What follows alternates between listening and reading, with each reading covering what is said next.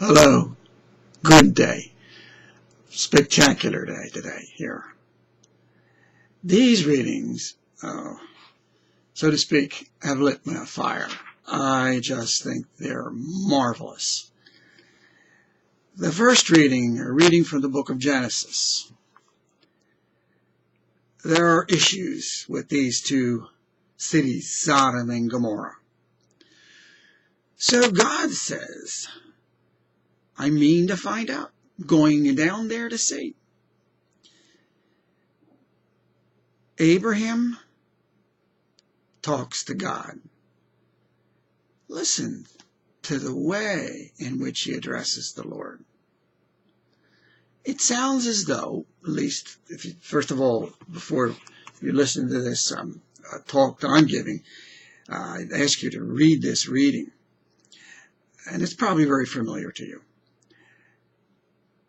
I think this is the kind of thing, this reading, where you would go into the bazaar, to the marketplace of the time, and you would haggle over the price. This reading, this story comes out of that kind of a background, where Abraham, so to speak, is haggling over the price. But it's not the price.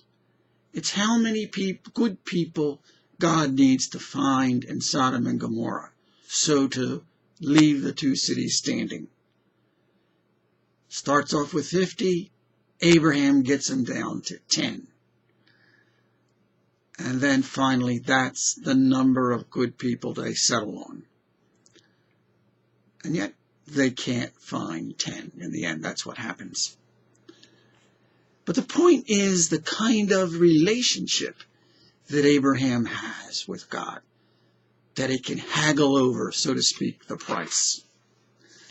Then the relationship in the gospel reading that Jesus has with the Father. Father, hallowed be thy name. But we understand that the word here was really not Father that Jesus used, but rather was Abba, which means daddy.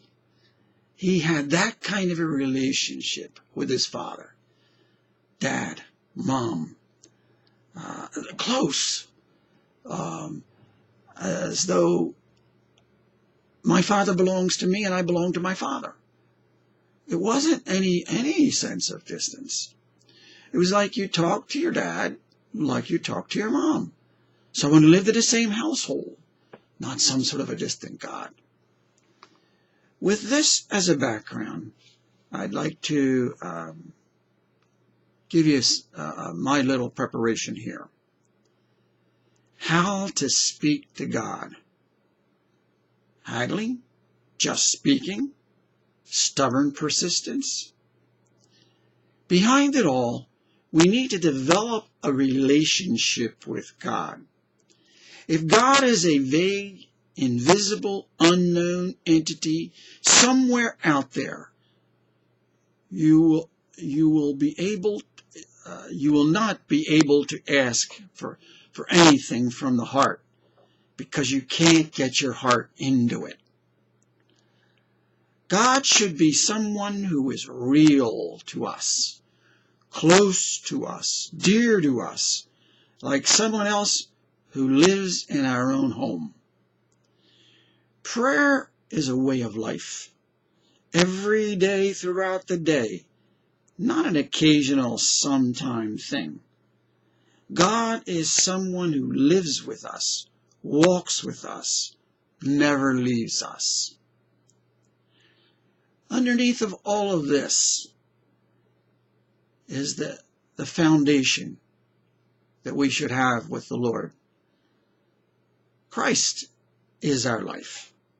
Without Jesus, life has no meaning. What are we living for? Everything else is a dead end, is death. With Christ, everything and everyone has meaning and value that never ends. God bless you all as we delve into these readings and we let them nourish our lives.